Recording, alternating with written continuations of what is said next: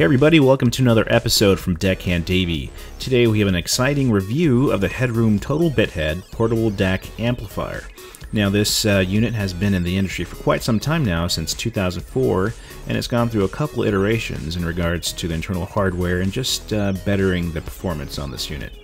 But let's go ahead and start off with the specifications. It's got a frequency response of 20 to 20,000 Hertz. Total harmonic distortion at 1 volt output is less than 0.01%. Input impedance at 1 kHz. The digital to analog converter is a Burr-Brown PCM2900E chip, and the op amp is a Burr-Brown OPA4743. So, going to the features here, it's got 40 plus hours on 4 AAA batteries, very nice. Drives almost all headphones, pretty cool. And very helpful for you guys who both use cans and IEMs. It's got a clipping indicator that lets you know if you're not sending the proper voltage to your headphones. It's got a crossfeed switch, also really neat. This lets you blend in the right and left field when you're listening to very instrumentalized or older tracks that have very left and right hearing in regards to the recording, and I'll cover that later. It's got high and low gain switch. It's got fairly light weight at only 2.5 ounces with batteries. Can be used as a DAC and an amp for your desktop or laptop, or strictly as an amp if you're going to use it paired to a player. Does not cause listening fatigue due to the slightly warm and relaxed sound signature, which I'll be covering in my end review. So let's go ahead and move on to the unboxing. Alright, so here's the packing, and it's actually packed pretty well. When I received it, it came in this nice bubble wrap. It's kind of a standard cardboard box packaging. Nothing too fancy schmancy, but it gets the job done. And here you are with the manual. And the manual is actually pretty thick. They put a lot of thought into this, and it's got everything. It covers everything you need to know about using this unit. Really nice, really well written. And here we go with the actual unit. Little space dust there. Just take that off. And then we have some of the accessories. Now it comes with a good amount of accessories, surprisingly. Here you have your gold-plated interconnect at 3.5mm jack, a USB cable, mini to USB cable, and here you go with the actual unit. And overall, it's pretty nice. I like the way it looks, actually. It's kind of got a old school Batman feel to it. Most of it is plastic, and you can see the top there, the lid, is actually made of rubber. That's a pretty cool feature because it also protects the top while protecting the actual battery compartment, or acting as a lid for the battery compartment. Here you have the mini USB cable input on the back, and then you have a line in case you want to use it with a digital to audio player. Then you have the base where you uncap or unscrew the lid and put the feet on, the rubberized feet.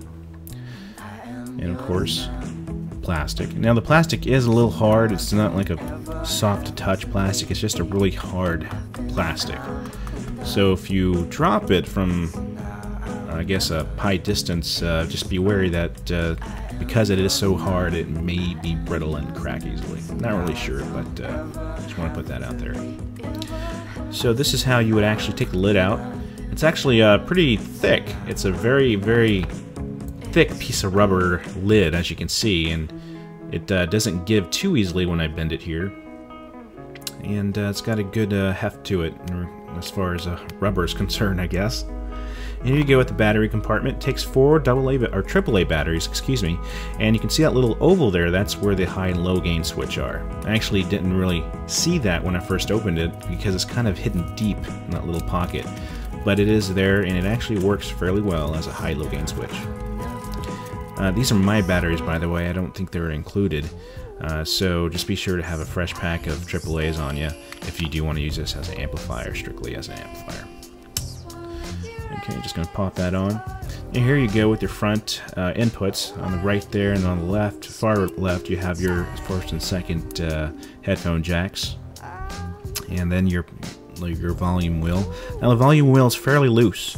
It's doesn't have much resistance, but we'll get to that later. So this is how you'll set it up to your laptop. I set it up to my Mac, and I've already went into my Mac settings and set this as a default audio output device, so just be sure to do that when you set yours up, otherwise you're not going to be hearing anything. So this is how you'll set it up. You got the USB cable connected to the laptop, and there you have it, connecting my Denon AHD 2000 headphones. Love these headphones. They're just good all-around, all-purpose headphones, although they are pretty heavy in the low-end frequencies. But I'm just going to show you what it sounds like here briefly, and so that you can see how it works. And unfortunately, I don't have my component recorder set up so you can get an accurate sound, but that's pretty much the gist of it.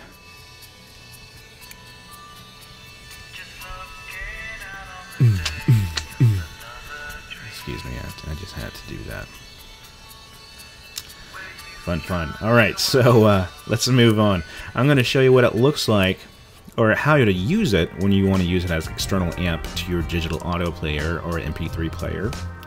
And as you can see, it's almost as thick as my Hi-Fi Man 601 portable audio player, and that is a pretty thick player to begin with. But just keep in mind, if you do use it as an external amp, it is fairly thick and chunky, but it's not heavy, which is good. So, to connect the two devices, I'll use the included interconnect cable, turn this puppy on, and then I'll connect the other end to the line-in of the amp. Now, if you don't have a player that has a dedicated line out, you could also use your headphone out, although the quality is probably not going to be, well, not probably not, it's definitely not going to be as good as a dedicated line out, so just be wary of that.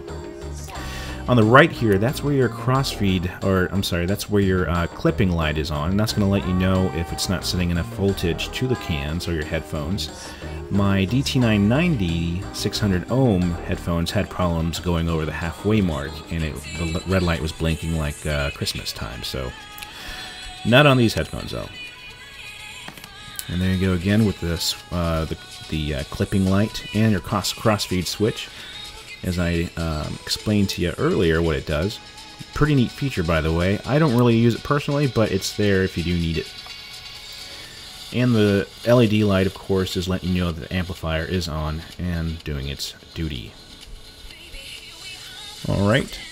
And you can see here that the front switches, they toggle back and forth pretty nicely.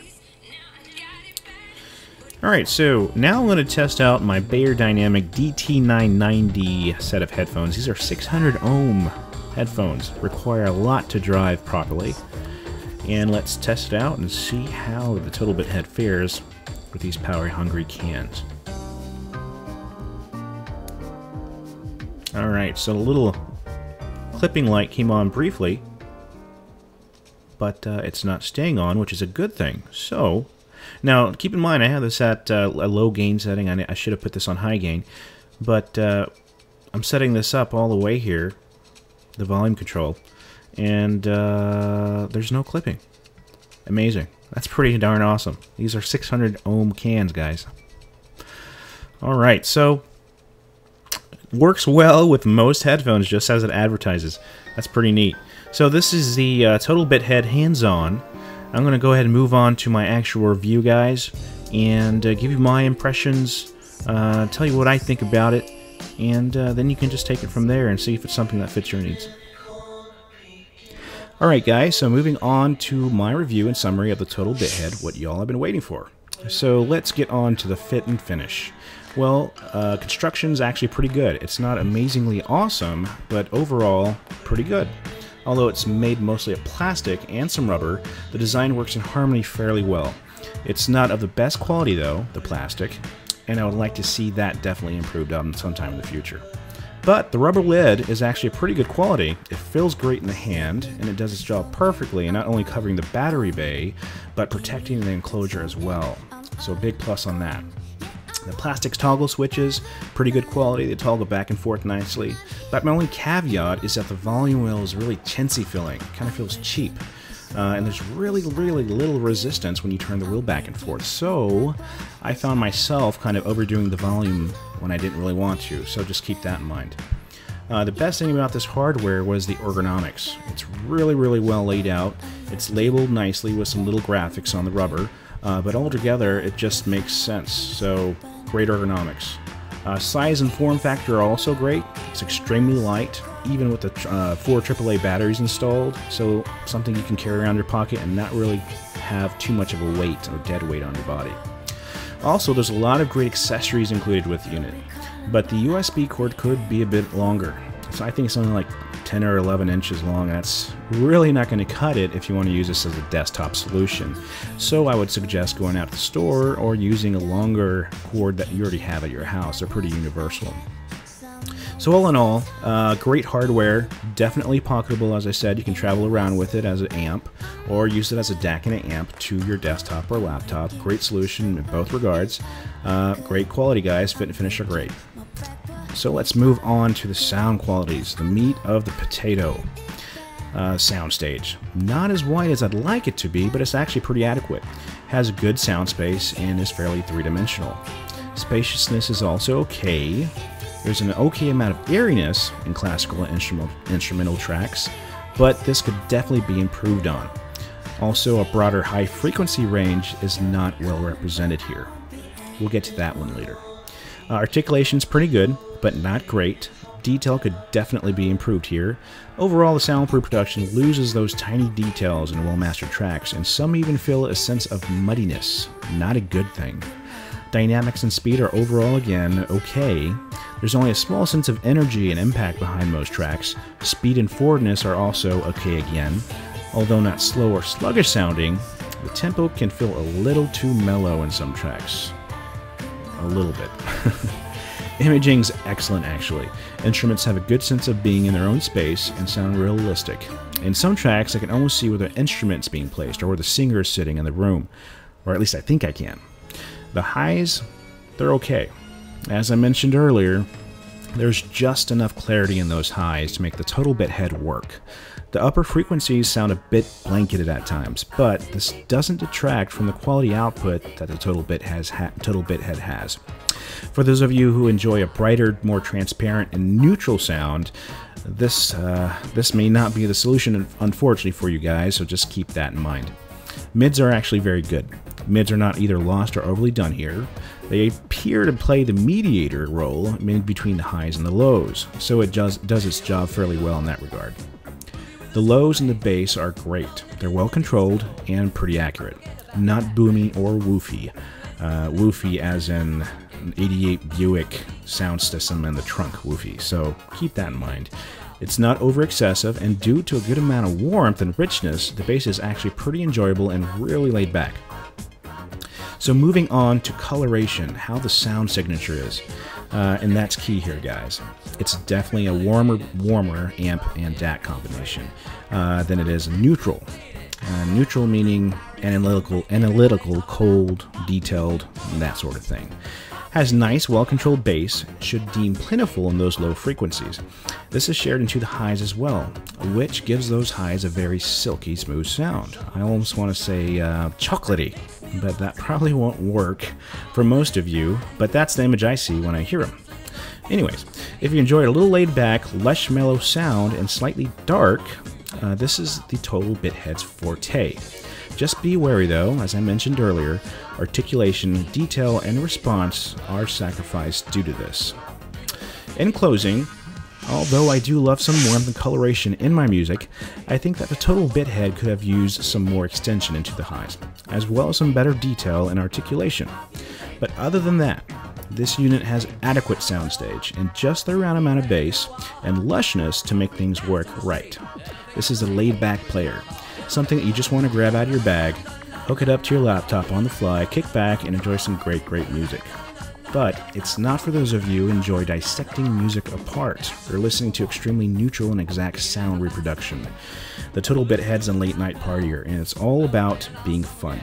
Also, it's light and portable, so that's another big plus. Although it's not as small as a lot of new competition out there, the Total Bithead is around 7 years old. I would definitely suggest this to be in your buy list if you're looking for a portable DAC and amp combination, especially if you're looking for the hardware and sound qualities that I described in this review. So again, guys, thanks for watching the review of the Total Bithead portable DAC amp combo. It's a great little player, excuse me, not player, DAC amp, and it should do the job well if you're looking for these characteristics. But keep in mind again, there's a lot more competition out there nowadays, and again, this is 7 years old.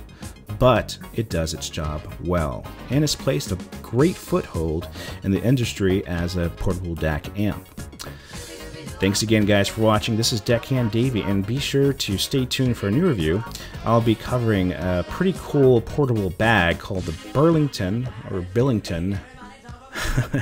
I can't recall off the top of my head. It's an English-made leather/canvas bag. It's extremely portable, and you can put all your camera equipment in there, your laptop, your MacBook, your iPad, and most importantly, all your cool music equipment and head-fi and, did I say head-fi? I meant headphone equipment. Really cool, so keep an eye out for that, and I should have that in upcoming weeks. And again, thanks for watching, and take care. We'll see you later.